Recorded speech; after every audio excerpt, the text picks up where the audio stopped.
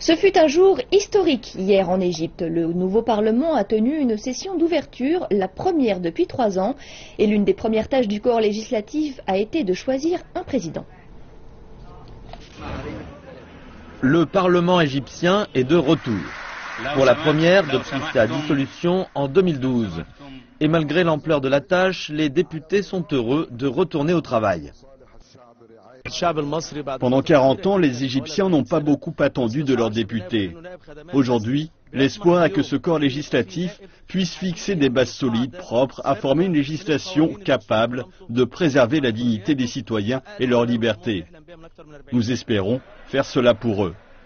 Ce Parlement est unique. Il possède la plus forte composante de femmes, de chrétiens et de jeunes dans toute l'histoire du pays. Et il n'est pas composé d'un seul parti, comme c'était le cas avec le Parti national démocratique de Moubarak et le Parti Liberté et Justice de Mohamed Morsi en 2012. C'est le Parlement de tous les défis, le Parlement de la volonté, un congrès de guerre aussi, comme disent beaucoup. Il y a beaucoup de coalitions, des partis, plus de 17 partis différents. L'ère du parti unique est terminée.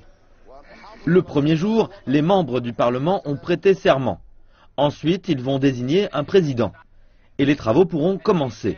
Les députés ont encore 15 jours pour approuver des centaines de lois ordonnées par décret pendant que le Parlement était suspendu.